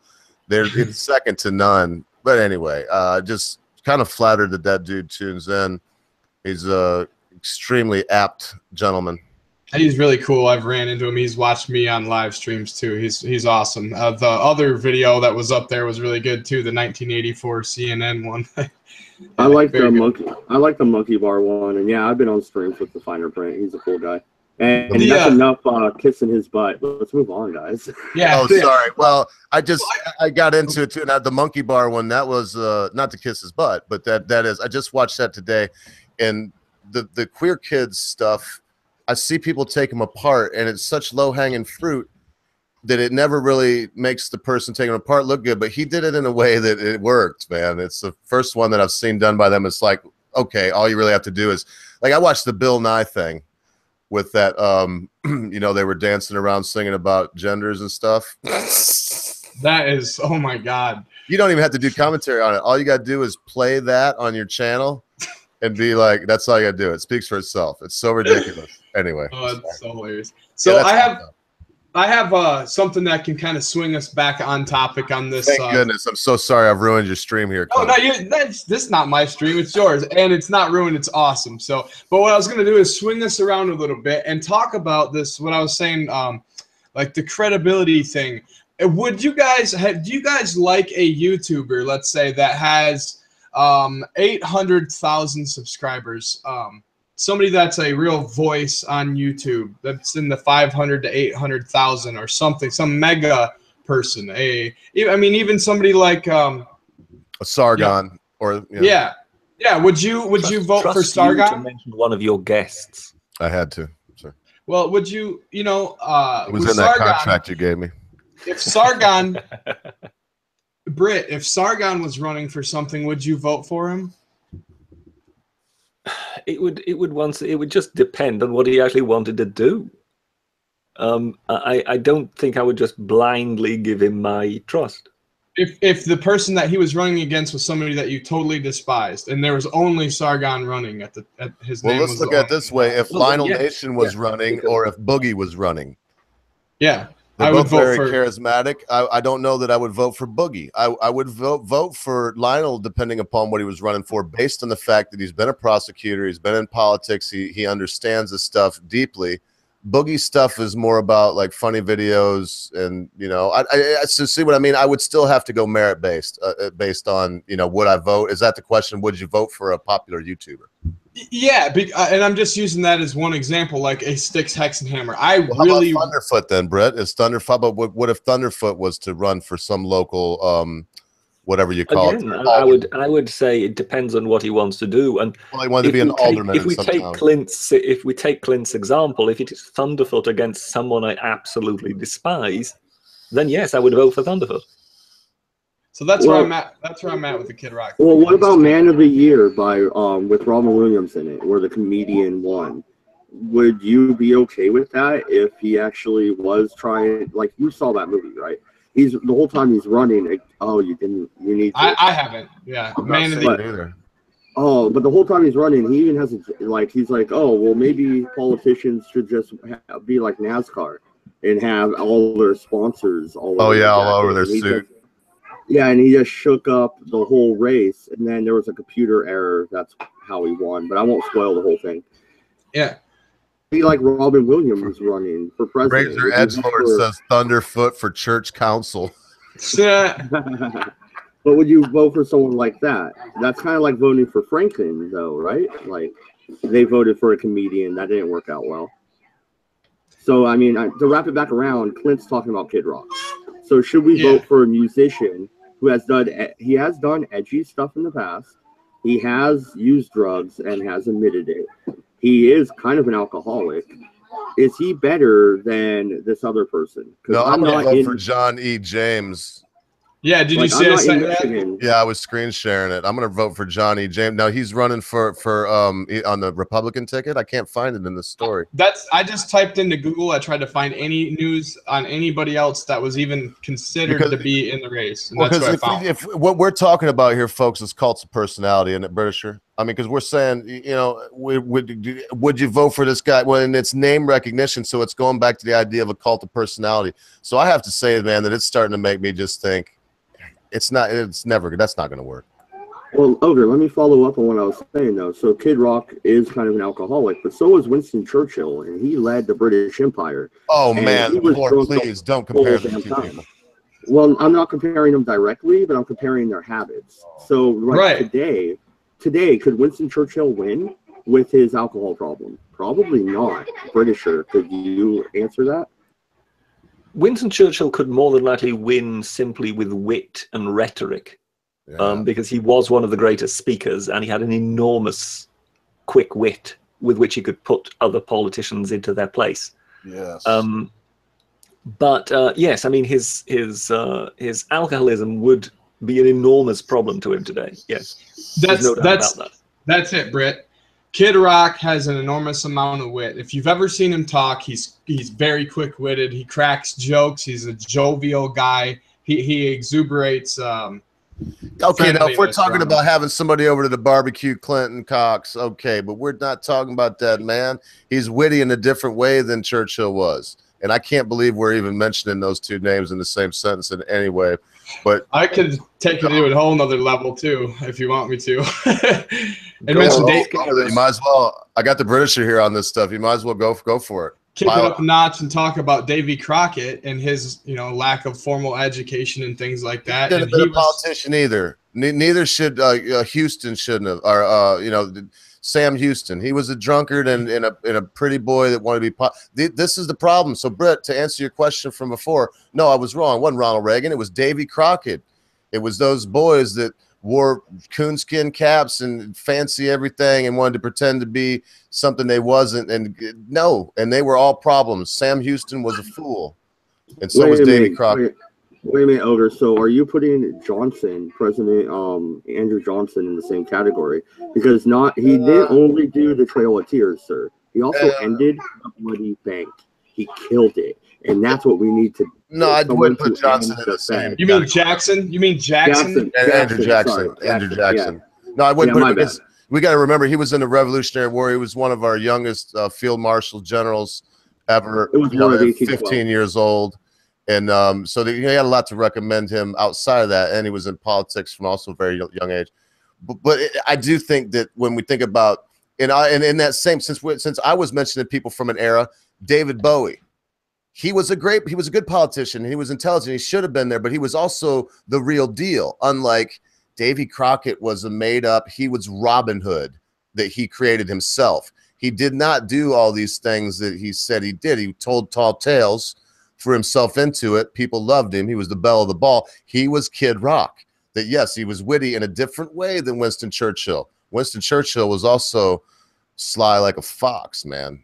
Well, I just see Kid Rock as just a normal, regular American that had a lot of success, that cares about his country. I don't see my qualifications any different than his qualifications. Success portraying a crazed alcoholic party animal, though. Now, wait a minute, though. I did the same thing. I did the same exact thing. I just wasn't successful. Are you going to run for Senator, Clinton? I would if I had enough credibility and money. And well, you know what? I would vote for you. You want to know the truth? But it's like this is when people anthropomorphize, when they have a dog and it's like, oh, my dog is my child, and they're anthropomorphizing to the point where they believe that this animal has human awareness and the fact that it's going to die one day, all these things. We're having a similar issue here, I believe, where now you see Kid Rock as a more like yourself. But I'm going to tell you, man, he lives right up here on Blue Lake, not too far from me. The guy's a dickhead. I know a kid that went to school with him. One guy that went to school with him actually just killed himself in jail. But I know 3 boys that went to school with him in Detroit. They said he was a bitch then. He was a jerk off then. He was trying to be so. Anyway, I mean, I could go on and on. He's from River Rouge. And can I ask a question here? Because we kind of seem to have drifted into this territory. Yeah, and I'm name calling. Sorry. What what would one actually look for? What qualities would you look for in someone who would be a politician? What Don't would screw you me actually over. seek to find? Don't screw me over and vote for freedom. That's pretty much it for me. I want to look at their platform and their policies, where they stand on what, and I want them to hold to it. I want that to be a bedrock of their campaign and their governance. And also, Ogre, don't you think we need an every man in office? Well, that was going to be my answer to his question. Is I believe the number one thing I look for, and he'll answer that question, the every man question, is a statesman. Because right now we have career politicians like Bernie Sanders talking about, we got to give to the poor people. You know, too many people making money. And then he's got 3 houses and he magically gets a house on the lake because he endorsed Hillary Clinton or whatever. It was very coincidental, if not. So, yeah, I want to see statesmen that after the statesman thing, they want their job to be null and void soon. Instead, we have people that want to perpetuate, have more bureaucracy. And to me, that's where all this meeting with Smetzelnitskaya and all this crap I tried. Veselnitskaya. Yeah, whatever. I'm going to try to forget her name, Britisher, because that's going to be forgotten about in another 2 months anyway. You like that, huh? Coming back around, you and I, we agree a lot more on that, I want to say publicly, than I pretend. To put it like this, when it comes to the politicians, are you looking for someone who is like yourself, or are you looking for somebody whom you can look up to, in whom you see qualities that you do not have? Look up to. See, now I think if I look up to them, then they I don't know. I see the regular Joe. That's what I want. I want Joe Six-Pack in there. I don't like that question. It doesn't even really matter to me. I want somebody who's going to stand by the policies that I believe in at least 70% of the time. We can disagree on some stuff. No one's going to be like me other than me. But if we agree 70% and you hold to it, then I'm good. I would agree with that. That's a pretty general statement. I mean, I just have, you know, I don't know. Kid Rock is just... It's a Michigan thing. I think that because Ted Nugent's name's been thrown around too. Oh, Lord have mercy. I mean, not Ted Nugent. Ted Nugent. There's a lot of other things that you could. Ted Nugent's not as electable as Kid Rock, in my opinion. I would agree with that. I really would, because Ted is just. He has a hunting place not too far from here too, and I mean he rides around in this zebra covered Jeep. I mean, the guy is a maniac. Anyway, don't get me on that. Here, Ted Nugent. I seem to recognize the name, but I can't place it. The Motor City Madman, terrible Ted Nugent, Cat Scratch Fever, Stranglehold, the heavy metal rocker from the 70s and early 80s that Total was badass. known for humping women. That was his claim to fame, was that he slept with hundreds and hundreds of women, but never touched drugs or alcohol. He would come out with a loincloth. No kidding, Brett. He would swing out on a vine wearing nothing but a loincloth. And then, I mean, he's a madman. The only thing him and his family eats is what he kills. And I'm not against that. I'm glad he's healthy. But anyway, he's the kind of person that would force these beliefs. He's a Nazi. he's not a Nazi, but he's not. No, that was very, very that was he's not as electable though. Kid Rock's more moderate. He's more pop culture-ish, you know. Ted Nugent, I like Ted Nugent a lot. I love see, if you want to talk about music, I love Ted Nugent's music from way back. I mean, I absolutely adore his music. Not all of his political views and stuff like that. The dude is the main. Uh-oh. I think someone's frozen there temporarily. I'm looking. I don't have the. You know what? Mad Dodge sent me his thing. I just got to send this. He's moving again. He's moving again. Yeah, you were like, you did the moonwalk there for a second, Clint. Oh, sorry. You went Arctic on us. So just talking about Uncle Ted, man, I do love Uncle Ted's music a lot versus Kid Rock. I mean, Kid Rock, I'm like milquetoast on his music. Uncle Ted, I'm all in on his music, baby. Who the heck calls him Uncle Ted? Everybody a in lot Michigan. of people up here. Have you ever heard of a song called Fred Bear, Mad Dodge? It's a Michigan no, thing, man. It's a Michigan No, thing. that's- Y'all don't understand. Yeah, if you listen to a rock and roll station here in Michigan, they play, especially hunting season, they play this song by Ted Nugent called Fred Bear. And it, to me, is probably his best song he ever wrote. Yeah. But that said, he's so Mr. Michigan. That's another reason why he'd be unelectable for anything outside of Michigan senator or congressman. If he was a congressman, you know what? I take it all back. If Ted was going to represent me as a congressman, I'd be for it. But to think that he would take one of the two spots as senator, it goes back to this Kid Rock thing. I can't believe we're talking about this. I really can't. It's awesome, dude. I think it's hilarious. I can't believe it's real Britisher. I mean, save me. You know, if Johnny take Depp back all the was... good things I said about Trump. We shouldn't be electing celebrities. That's the problem. It's a slippery slope. Well, you know, if you look at Johnny Depp, if Johnny Depp, put your money where your mouth is, bub. Why don't you run? You know what I mean? Oh man, Mr. Why don't? When's the last time did actors kill the president?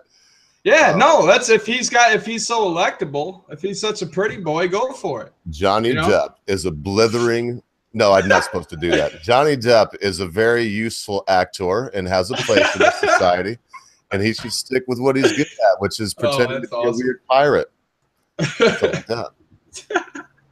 He did great in Secret Window, Secret Garden. When you see an actor act next to John Turturro, the legend John Turturro, man, and he holds his own, which Depp did in Secret Window, Secret Garden, you got to give him props.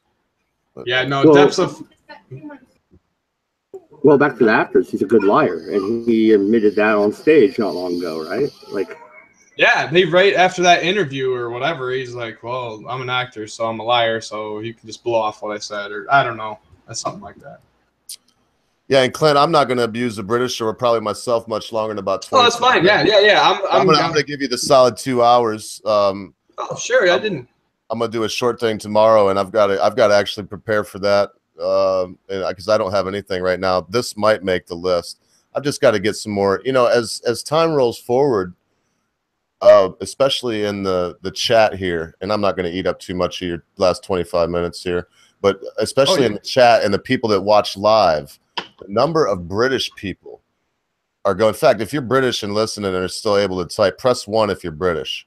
It's going up and up and up. I get more and more British folks, and so I mean, I've got to do my diligence, and plus it'll be good for me because yesterday, Britt, I was wore out, and I was wore out over all of this. I mean, it's never ending, man. I thought I was going to be, when Trump was elected and the running for it was over, it was like a relief and now all of this nonstop. Don't matter what I turn on. If I turn on MSNBC, it's Russia collusion, Russia. I turn on Fox, it's the sun shines out of Trump's very butthole and everything is great. And he actually did write all the hits of the 70s and 80s that you've enjoyed, and he's the best thing. I mean, it's Buford to the max. Are you stealing my jokes now? I mean, I am a joke thief, a ruthless joke. That was one of the best things I've ever done on the internet. But that's the end of my little tirade. Got to get ready for that stuff. But this to me, and Clint, I want to be feeling like you are right now. And the only thing I can say is, believe me, if Kid Rock, oh man, it's so hard to say this. I don't even know his real bloody name. If Kid Rock is elected as senator, believe me, I will support him as I do, as I did Barack Obama or as I would have Hillary Clinton or anyone else. But I do hope that our society is not spiraling down to idiocracy where we continue to go for this idea that this last election seemed to be the lesser of two evils. Why don't we get to pick from the greater of 10 goods like the French seem to? Because they got blackguarded, Brett, in a thing we did just recently with Jeremy. But to me, so what if you got to have 2 elections? If you don't, this 2-party system is coming to where every election is the lesser of 2 evils. You know what? Can Mad Dodge touch on this for a second? This is really tying right in with that. Mad Dodge, you were saying that the Libertarian Party met some kind of threshold for the next presidential election? I do believe that we're allowed to be on the debate stage. I certainly hope so. I don't know. I haven't heard anything about that, but I certainly hope that's the case. Because I am at heart mostly a libertarian and would like to see the Libertarian Party movement forwarded. The only reason I'm not like giddy about supporting Kid Rock, I am for 1 and 2 reasons. One, the most thing is political correctness. Kid Rock will fight political correctness.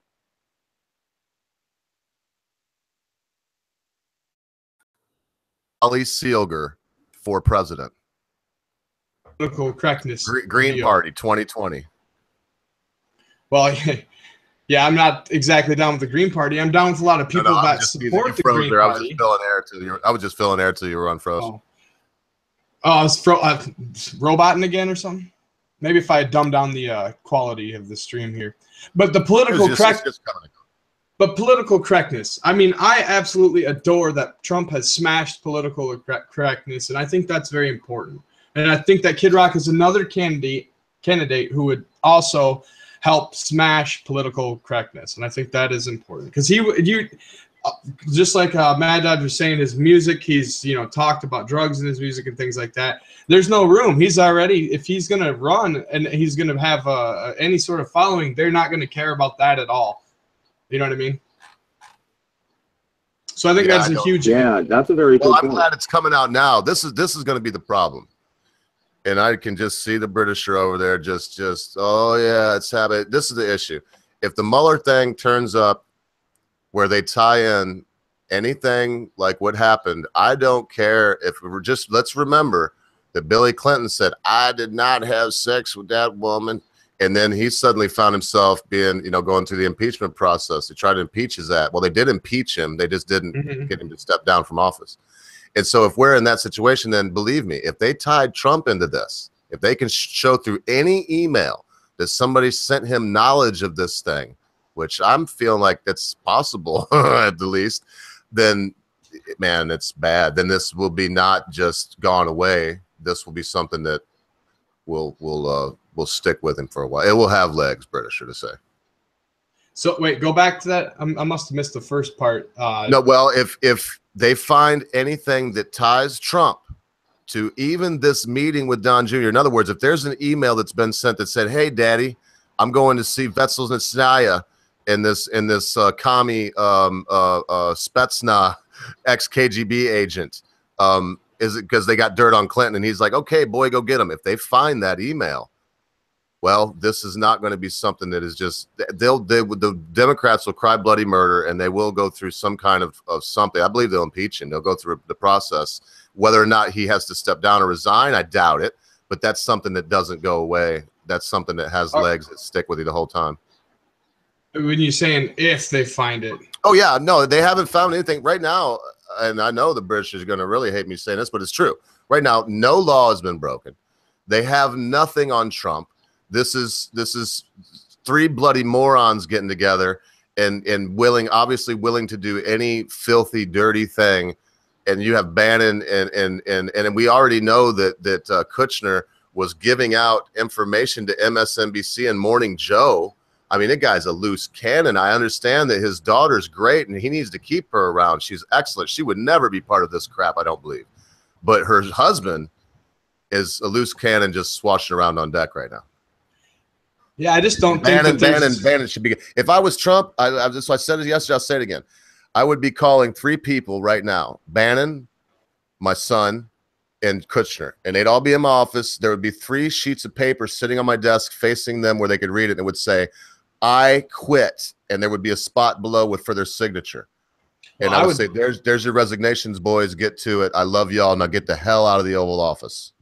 I'd second that motion. I mean, they don't really need to be there. I think that I don't know what the Kushner thing is. It's just the Kushner. Snowballing. I mean, you did hear about he was the one that was giving leaks to Morning Joe and them. Well, has that been confirmed now? I haven't heard that. Well, it's pretty much, yeah. I mean, confirmed in what way? I don't think anybody's released any emails, but nobody's denied anything.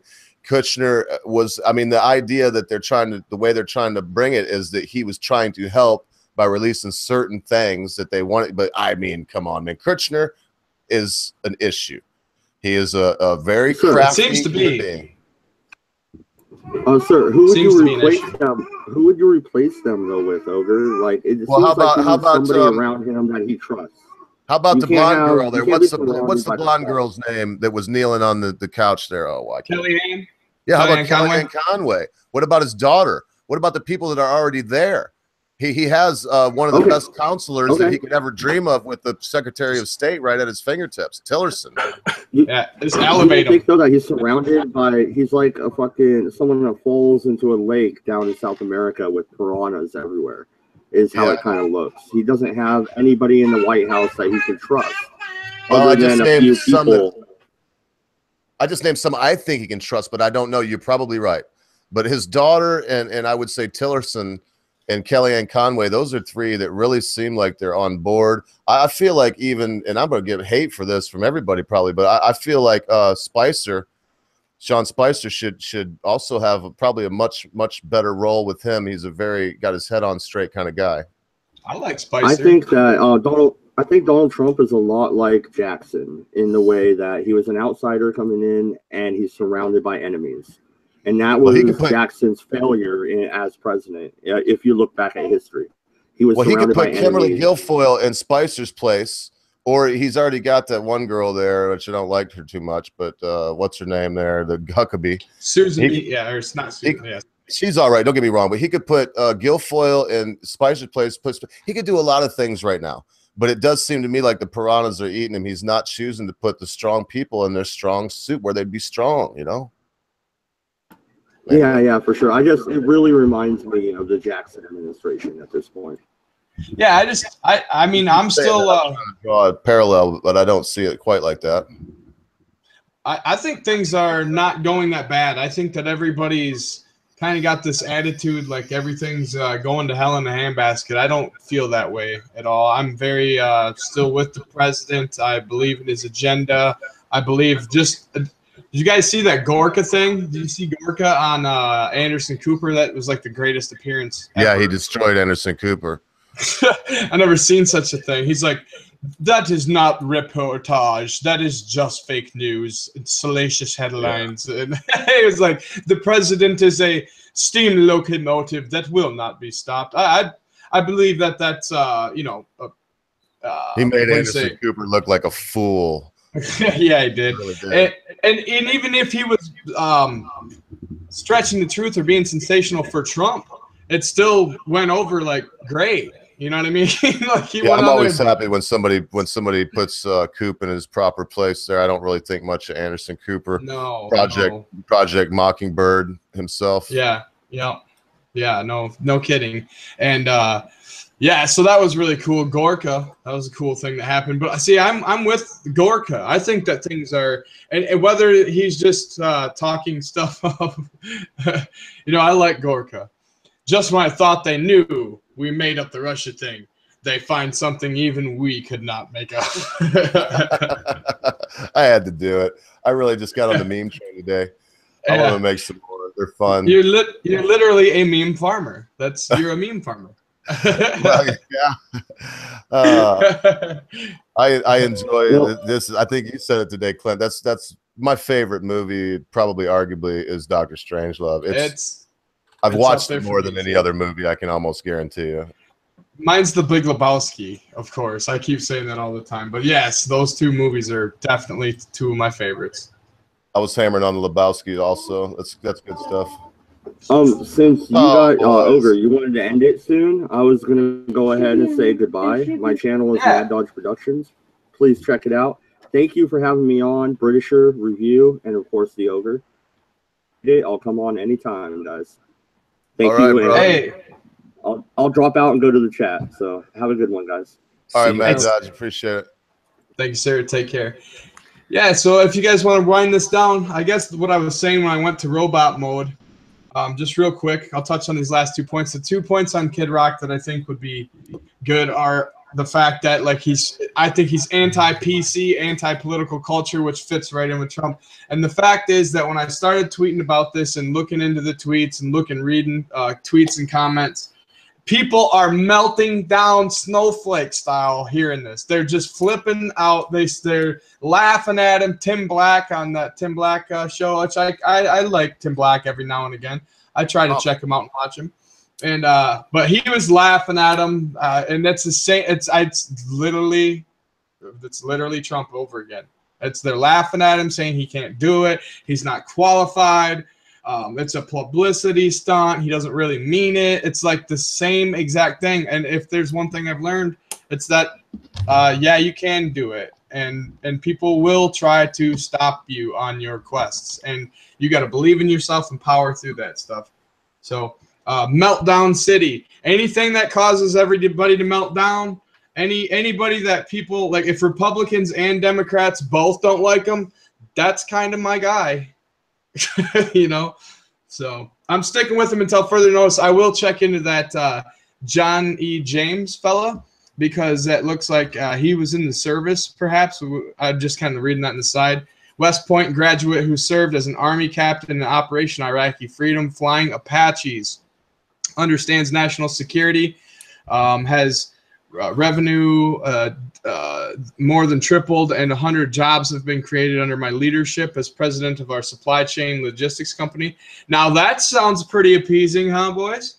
I mean, that's pretty good stuff. So my first reaction is the only people that so if Kid Rock comes out and makes that tweet and everybody starts melting like snowflakes all around him, I love it. I absolutely love it. I love the spectacle. I love the controversy. I love the punk rock, baby. I love it. So I'll end with that. You guys can final comments if you want to, or go ahead. That's what we usually do. I appreciate you doing it like that. I'll just let the Britisher put some cherries on top and probably say a word or two, and we'll get the heck out of here, boys. Well, I guess I just await the day when politicians arise again who are actually something special. People who do things of whom you conclude when seeing them, when observing them, that you could not do that. That basically, if you actually find people for whom you would have a great deal of respect, I'm kind of desperately awaiting those days to return. I guess the ogre would say that I'm once again watching everything, observing everything through rose-tinted spectacles in that regard, or that I'm trying to make out that the past was somehow much more wondrous and lovable than it actually ever was. But I think there was a time when perhaps a different caliber of person aspired to leadership. And it would be kind of nice if we could return to that, rather than finding ourselves the next best celebrity and basically concluding that as long as he belongs to the right party system, we will therefore back him. To me, I think in that regard, I'm in the same camp as the ogre, that I find this development rather disheartening. But I mean, who knows? Perhaps something good can come of it, but let's just say I have my doubts. Over to you, Mr. Ogre. Oh, well, I was hoping you had another minute or two, but I know I felt like you were summing it up. And the reason why is, before I say anything on this topic, Britisher, I'm going to have to smoke a little marijuana. And I'd just like to say to the marijuana smokers of Grand Rapids, Michigan, right here. That's what Phil Anselmo said when I seen Pantera back in the day. Hey, put the spotlight on these people. Show me the marijuana smokers of Grand Rapids, Michigan. That was the baddest concert of all time. And the reason why is to demonstrate something. I believe that I could do. I'm not trying to sound pompous. I believe I could do any job in politics, up to and including President of the United States of America. But I wouldn't vote for me. Why? Because I don't want a president in the Oval Office packing bong swats, and I would. The Britisher said something that really dinged home today. Do we want someone that is like us and from among us and as us, or do we want someone that we could aspire to, someone that we could look up to, someone that is on that pedestal? I haven't seen that so far in anyone except for Ronald Reagan. Maybe I'm looking at it through nostalgic eyes, probably am. But he was the one that talked about that shining city on the hill. He was that man that seemed to be beyond reproach, the lifeguard when in his youth, the man that seemed to honestly stand up for what he believed in. But then even Ronald Reagan had his Iran-Contra scandal, didn't he? I'm digging deep, but I too, I just want to put it this way, as respectfully as I can. Mr. Rock, sincerely, write some more music. Go to your beautiful mansion just miles from my house here on Blue Lake, or Torch Lake, excuse me, and enjoy that. Have your parties with your big bosom bimbos. Write more songs about drinking booze, smoking marijuana. In fact, this hits for you. But don't take that we've gotten lucky, in my humble opinion, this time so far in having Donald Trump hit this insane lottery that he hit. And it does seem like he's doing a decent job. Don't take that as license, Mr. Rock, to say, I will now parlay my fame into office. And if you're going to run for senator, sir, please tell me why. Even if I decide not to vote for you, which at this point I pretty much have. But tell me why and what you're going to do and why I should believe you. That said, look, we should aspire to something greater. Not than Kid Rock. Leave that off. We should look to elect people to lead us that have, if I can before I end, that have done what General Mattis has done, the warrior monk, the man that spurned even a relationship with a woman and put his beloved core above everything. And now he leads the armed forces of the United States of America as he should. His life is the military. He doesn't care what you think. He did tell his troops, be nice, be professional, but have a plan to kill everyone you meet. And I'm sure he would tell his troops that now when they're in foreign lands. But he also has aspired to this place that I don't see they have any dirt on Mattis. He was just contacted by 2 teenagers, and he did an interview over the phone for some college, high school kids that happened to get his number. They've seen it on a piece of paper, and they took a phone number that they got from seeing it on a piece of paper on TV, and sure enough, it was his number. Anyway, we need to pick people like that. In the military, we want a guy that swears a little bit, don't we? But in politics, we want the man that maybe doesn't. We want the man that doesn't lie. The man that would say, no, you know what? I don't want to meet with you, Mrs. Netskaya, Vessel Netskaya. I don't want to be a part of this because even if it's legal, it makes me look greasy. And I am representing the man that wants to be president of the United States of America. And I feel like our elected positions are getting chiseled away at to the point where that means little to nothing.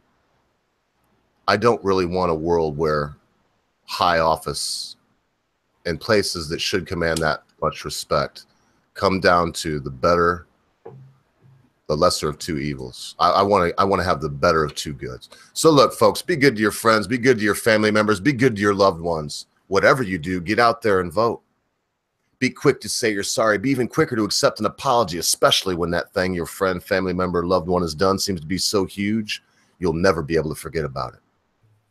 Because listen, constant viewers, at a time you think not, your friends, your family members, your loved ones, your life, and your sacred franchise will depart from you. Go Kid Rock if you can.